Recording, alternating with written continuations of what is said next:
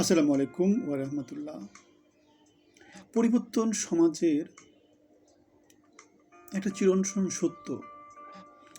শিশুকাল, মানুষের বয়স বাড়ে, গাছপালার বয়স বাড়ে, ঋতু পরিবর্তন হয়, একটা একটা করে বছর যায়, দিন বিকেল হয়, সন্ধ্যা হয়। সুতরাং যে কথাটা বললাম, পরিবর্তন ছাড়া কোনো কিছুই না। বাংলাদেশের সমাজে একটু একটু করে পরিবর্তন হচ্ছে। যারা পরিবর্তনের অংশী হতে পেরেছে তারাই টিকে থাকতে পেরেছে।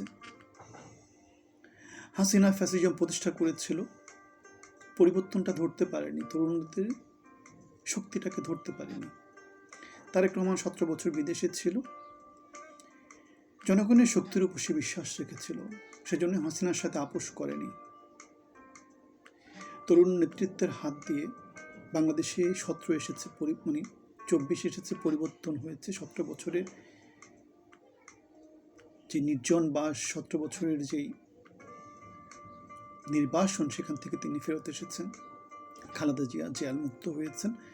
এখন 26-এ এসে নির্বাচনের মধ্য দিয়ে তারা ক্ষমতায় বসেছেন। কিন্তু আমরা তরুণরা, বিপ্লবীরা, ত্যাগীরা, 17 বছর যারা পরিশ্রম করেছে, চাকরি হারিয়েছে, দেশে বিদেশে নানা জায়গাতে দেশের পরিবর্তনের জন্য সংগ্রাম করেছে, তাদেরকে তিনি দিন দিন ভুলে যাচ্ছেন, তাদের কন্ট্রিবিউশনটাকে ভুলে যাচ্ছেন। তাদেরকে নির্বাচনে মনোনয়ন দেওয়া হয়নি, তাদের ত্যাগকে মূল্যায়ন করা হয়নি। এখন পরিবর্তন যদি না চান, পরিবর্তনকে যদি ধারণ না করেন, তরুণ নেতৃত্বকে যদি, ত্যাগী নেতৃত্বকে যদি সামনে নিয়ে না আসেন, বিপ্লবীদেরকে যদি প্রমোট না করেন, পরিবর্তনকে যদি ধারণ না করেন, তাহলে যেটা চিরন্তন সত্য সেটার বিরুদ্ধে দাঁড়া হয়ে যায়। এবং সেই দাঁড়ানো যেটা হয়, সে আলটিমেটলি ব্যর্থতায় পর্যবসিত হওয়া ছাড়া অন্য কোনো উপায় থাকে না। হাসিনা 17 বছরের ফ্যাসিজম দিন দিন করে তৈরি করেছিল, একটু একটু করে তৈরি করেছিল, এবং সেজন্যই সে সফল হয়েছিল। তারেক রহমান যদি সবাইকে নিয়ে না চলতে পারেন, সমাজের প্রত্যেকটা অঙ্গনে জনগোষ্ঠীকে যদি তার শাসনতন্ত্রে ইনক্লুড করতে না পারেন,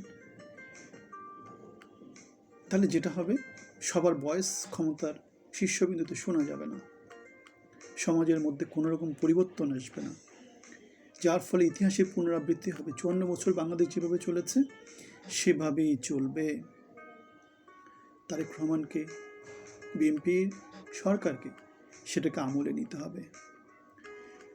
17 বছরের ফ্যাসিজম বিরোধী সংগ্রাম যারা করেছে, গণতন্ত্রের জন্য যারা সংগ্রাম করেছে, যারা পল্টন ময়দান, শাহবাগ, সরাদ্দি উদ্যান, ঢাকার এই প্রান্ত থেকে ওই প্রান্তে, অনলাইন থেকে অফলাইনে সর্বত্র সংগ্রাম করেছে, তাদেরকে, তাদের ত্যাগকে, তাদের সংগ্রামকে মূল্যায়ন করতে হবে।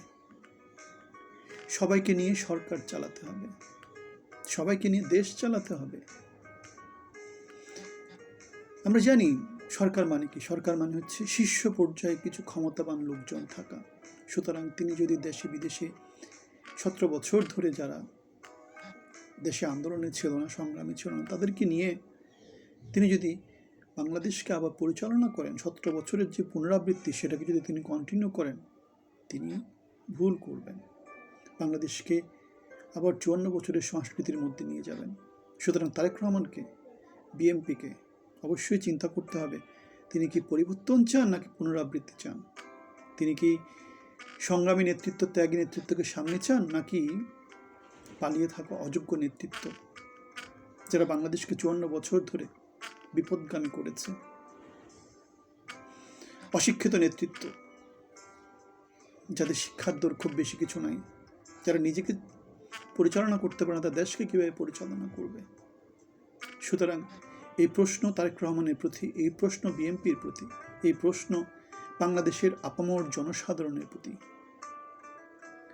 জনগণ সকল ক্ষমতার উৎস। আমরা হাসিনাকে পালিয়ে যেতে দেখেছি জনগণের শক্তিতে, আমরা 1/11 দেখেছি জনগণের শক্তিতে, আমরা 24 উত্তর বাংলাদেশের নির্বাচন দেখেছি জনগণের শক্তিতে। সুতরাং জনগণের যে চাওয়া বিপ্লব উত্তর বাংলাদেশ, সেটা প্রতিষ্ঠিত হওয়াটাই বুদ্ধিমানের কাজ, পরিবর্তন চাওয়াটাই বুদ্ধিমানের কাজ। সুতরাং সবাইকে ভাবতে হবে, পরিবর্তন চান নাকি পুনরাবৃত্তি চান। পুনরাবৃত্তি হলে বাংলাদেশ হেরে যাবে, পরিবর্তন হলে বাংলাদেশ জিতে যাবে। পুনরাবৃত্তি হলে লুটেরারা জিতে যাবে, বাংলাদেশ হেরে যাবে। ভালো থাকবেন। আসসালামু আলাইকুম।